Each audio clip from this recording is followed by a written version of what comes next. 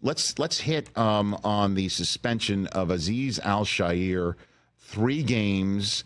What can you tell us about the NFL's thinking on this front, Mike? Well, I can't tell you anything because there's no formula.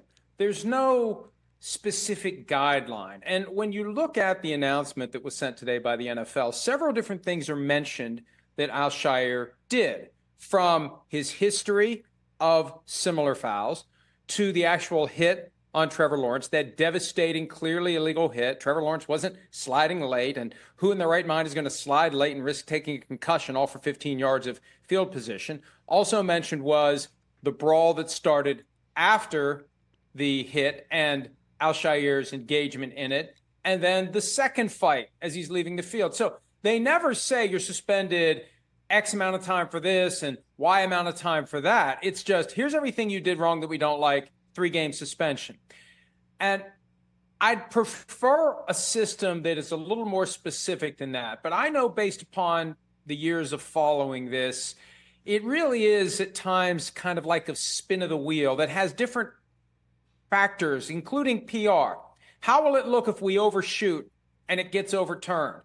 Are we picking the right number to send the right message? And precedent really isn't as important as it would be in other contexts, which means if you're a guy who might do the things that Al-Shaair did, you really don't have the kind of clarity as to what the punishment's going to be. You know you're going to get in trouble, but you don't know what the punishment's going to be. The punishment's going to be spin the wheel and see where it lands. And remember this, there's an appeal process. 4 former players, one of them will handle it, and they'll either throw it out, uphold it, or reduce it. And we never quite know what the standards are for that either. Well, Jordy Nelson is one of the players. Kevin Mawai, one of the former players who can appeal it. Ramon Foster, the big ragu, longtime guard for the Steelers.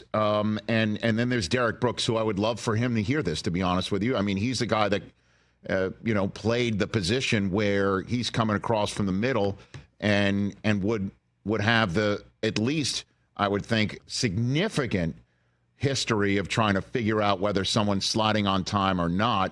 And Nick Caserio, man, I don't know if you heard this because it only happened in the last 15 minutes. He held a press conference in Houston, called the suspension unfair, embarrassing, and BS, and used the full word, and just went off on the NFL about the 3-game suspension, because the next time we see Al-Shaair is going to be Week 18. If this is upheld, he will be home for Christmas. Mike? I'm stunned that Nick Caserio would go there. I don't know whether or not it's the equivalent of criticizing officiating to call out the league's internal disciplinary process, but we know if a team executive says anything about officiating, they're running the risk of a fine. And just from the standpoint of, even though it's a technically independent process where the league and the union select the individuals, pay the individuals, I don't think you want to do anything to upset the apple cart while there's still a process to be done. And it's better to just stand silent and see what happens. And I think it's also a bold move to be defiant about this, because you know it when you see it. Al-Shaair comes in hot, forearm to the head of Trevor Lawrence.